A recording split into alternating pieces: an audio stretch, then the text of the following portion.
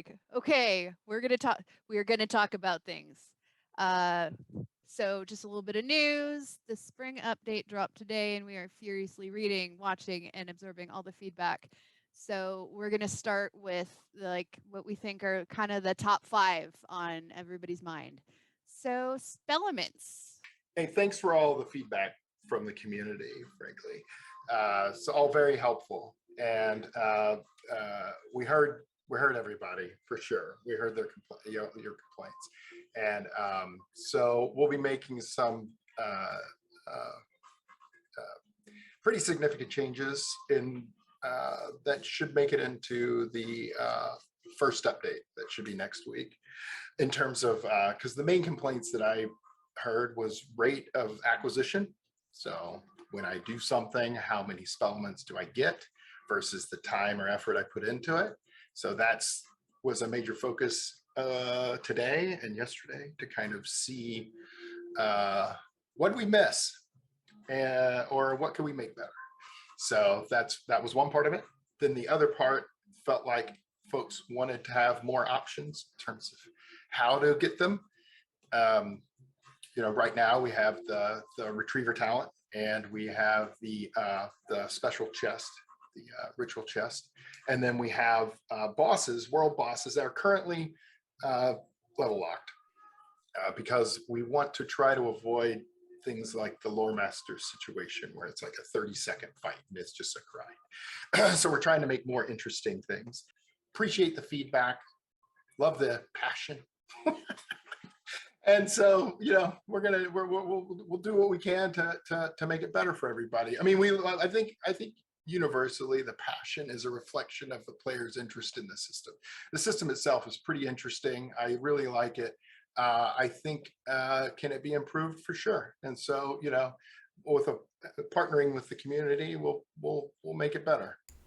One of the things is we get feedback from all sorts of directions. We get feedback from different community areas. We get feedback at different times in the development process. We get feedback that comes in in different ways from all of you during test realms, and all of that really matters and changes the perspective of what we need to work on, what we're focusing on, and that feedback. We'd love to respond to everybody individually to exactly what your thoughts are on what you're saying, but we have to take a collective approach as well to try and understand what, as a community, what as all of you are really interested in and what you're thinking needs fixing and all of those sort of things. All right. So one thing I am seeing, it's literally the next thing on my list, so I wanted to get there as quickly as possible. Merciless gear changes. We totally hear you. We're looking into this. Initially, our intention was to spread out the farming to multiple bosses instead of centralized on one boss. Unfortunately, a side effect of that ended up being that the gear got a little more difficult to obtain in ways that, didn't seem mathy, but happened. So we're going to be making some changes with an update very soon and communicating where you can find it. So please stay tuned on that. Absolutely not the plan to make that more difficult to obtain. Cantrips. I don't see a ton of people talking about that, but it was on our list. There are reasons that cantrips cost energy and not mana. Some of them may become a little more clear in future updates, but totally happy to look into the costs. Cantrips in general should be special things that aren't spammable the way that they would be if we cost mana, but we do want them to feel worthwhile. So please keep communicating with us on that. Fourth thing, we have a long-term plan for the lore spellments to be made available in game, other places, but for now, they've been returned to the lore master and we'll communicate when that changes. And 5, PvP is currently gated behind membership or spending money. We went back and forth on this and looked at feedback, and just after reviewing sentiment today, we're 100% going to reverse course and we're going to move PvP back to free to play soon. If this didn't hit all the feedback, I know I've seen at least a couple other things in chat talking about some of the cool stuff that's going in. 5th Age PvP. What? What? Ratbeard and company have been toiling on this one literally for years, everybody, and we're finally turning the dial from 4th Age to 5th Age. It's very exciting. Ratbeard, relieved, scared, or a little bit of both? Not scared. and not even Good. relieved. Not even relieved either. I already see questions in the chat about what's coming next for PvP, but obviously there is more stuff coming, and Artie's been asking me, hey, so when are we going to do team PvP, for example? So there's more stuff coming for that, but at least with respect to Fifth Age, it's nice to know that we have our leagues in now, and so we can look at the meta and how it's evolving, and know that we have tools in place now to tweak the meta between seasons, ideally between seasons. And so, watch for us to do that. So right now, first season out of the gate, we're going to watch very, very carefully.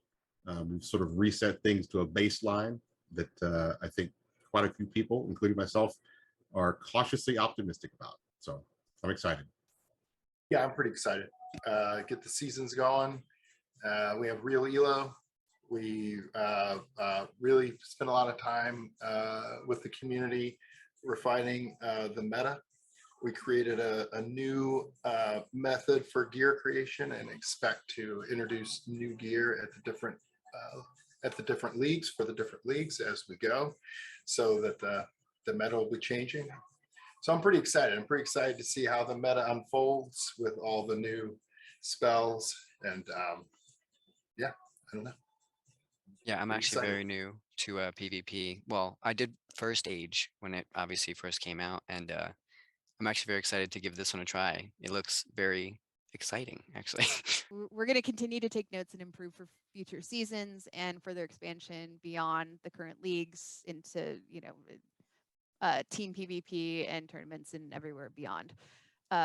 We had some questions regarding why we're spending so much time on a feature that's not widely used. Our answer is it's not widely used yet. We see how y'all dig competitive challenges like Decathlon and Beast Moon, and really we want to make our regular PvP as awesome, approachable, and engaging as those other modes. So that's our goal. That's why we're spending a lot of time with it, because we think that it has potential. We think it's a really cool thing to do. It's just, it didn't start in the greatest state. So I'm going to defer to Ratbeard on all things PvP further, but one change we made was allowing you to lock your level and continuing to quest through the game and defer that actual experience to later. While it's obviously useful for keeping yourself in the range for the league you want to play in, and that's why we added it, it unlocks some cool options in PvE as well. Don't want to waste your XP at the end of the last world? Want to see how far you can get at level 100 and see if you can get through the rest of the game? Level lock. It's up and running. Oh, Big Pog. Nice. Yeah, I got it up and running about 2 hours ago. Nice. Yay! Okay, well, it's live now. It's been an exciting day, y'all. One thing I did want to talk about, weirdly enough, is advertising. We're working to stretch and innovate on how we advertise, and expect to see some interesting things coming out of our marketing group as we progress further into 2022. For example, we plan to, and Joel said it was okay if I drop this one, we plan to run Free Wizard City in Crocotopia soon. Right now, Professor Palmia? Press the button. Let's do it. Okay, here we go.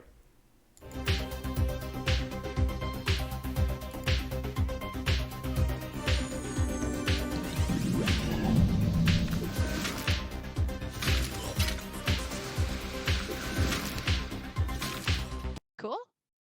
He's so cute. I love it. Nice. All right. So, yeah. I want to spill some beans though. Beans? You have Yeah, beans? I have beans to spill. Okay. Working on a couple new companions, and I wanted to show off some of this stuff. This is not going to be in the next update the pirate gets. This will probably be in the one after that, just as they're not quite ready yet. But this is one of them. New Kurga upgrade, new Kurga companion. Think's pretty great. And I had to throw in this one because I thought it was just too funny. But here's actually the Sinbad upgrade path. And that's the beans I was going to spill. Those are some good beans. They were good for my heart. Yeah. Yeah. Maybe I loved it. Let's not think about the next phrase there. Yeah. No, we won't go All any right. further than that. So Hawk, My name is Chris, but more formally known as Hawkules. I'm the new Pirate 101 community manager, which means Pirate is getting a little sprinkle of life back into it in a very, very friendly way. I'm going to give Wizard 101 a war. Going to give it a run for its money. The Pirate 101 community is going to close the gap. We're going to do it. We're going to have the best Hashtag content revive creators. pirate. Oh, thank you. As It's much mostly as just to possible. spite Kyle. I Yeah, love it's Kyle. fine. Please don't be mean to him. Oh, I mean, I'll be a punching bag. It's fine. No. Aw. So I hear that. It'll just be the beginning, right, Hercules? Yeah, looking at you, Ferric. Looking directly at you. You and your little check mark in the chat. I'm jealous every time I see one of those. Well, PvP robes not brought, sorry, from tickets in 4th age ever be transferable? Also, how's everybody's day? I'll answer. My day's going great. Today's going great. No, I players asked about the being able to put the what is essentially now cosmetic PvP gear into their shared bank early on in test realm, and I made that change early in test realm. So I'm going to guess that this question predates that change. But unless I did something wrong, you should be able to move that cosmetic gear to other wizards via your shared bank. So it should be there now. Can you please discuss the merciless gear changes I have seen in Test Realm? I would really like to hear your ideas and how the changes came about. What is better about this new gear strategy? I did see it in chat a couple times. We talked about it at the beginning of the show. There were some changes that were made that unintentionally made it a little bit more challenging to get. We looked back at that today and we're like, oh, okay, we're gonna change it back. We spread out where they're available. Actually, Artie, why don't I let you take this one? You know the details on this one. Well, so just to start, we're working on a dev diary both for gear and for spellements. So hopefully in the near future, keep an eye out for those to kind of help explain maybe in greater detail what's going on with those things. Well, so I mean, it's a long process, but we were looking at gear, and I think a lot of people know that there is something weird about the gear and the acquisition of gear. Is it's just sort of strange, and so we ended up looking at all the gear, all 30,000 pieces, to start to try to build up a framework where we could make gear creation more structured moving forward. And right now, the way that we do it is that we have gear templates tailored towards expected roles in combat and expected play styles, and that will start to inform a stat build for a set of gear. So if you acquire all the pieces of the gear towards a certain template, then that's the stat build we're expecting for whether you're a damage dealer, support player, or tank, or kind of whatever. Well, one last thing, I'll say that the templates are what they are, and then we wanted to also, because we also know that the amount of effort that it takes to acquire some gear is inconsistent, also wildly inconsistent.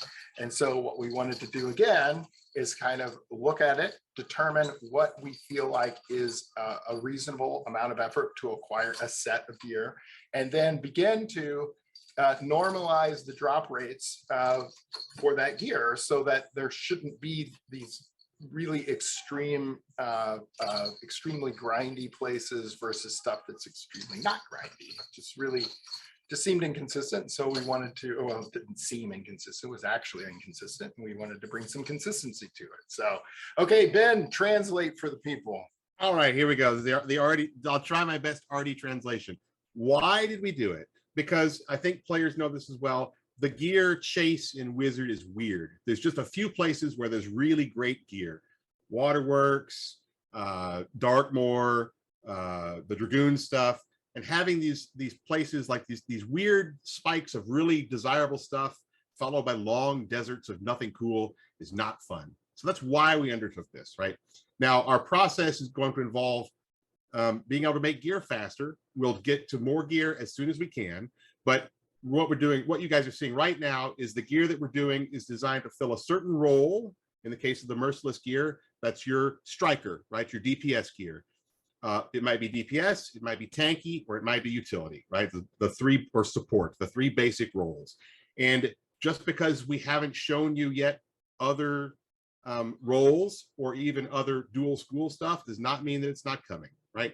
We'll roll it out more. So if you said, well, I like Storm and Death, where's Storm and Death? You gave me Storm and Life, right? All that stuff will come along and we'll get to it. All right. So it's going to be a long process.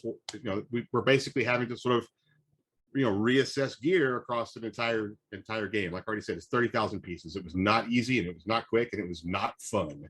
But hopefully the end result for you guys will be a lot more fun. So someone messaged me over Discord, and some of you know I'm on there, and I respond occasionally. And they had asked how many Elucidate treasure cards were in game. And that's a tough one for me to answer because the data that I have easy access to only goes back about 3 years. So instead, I decided to take a look and see how many Elucidates have been traded so far just this year.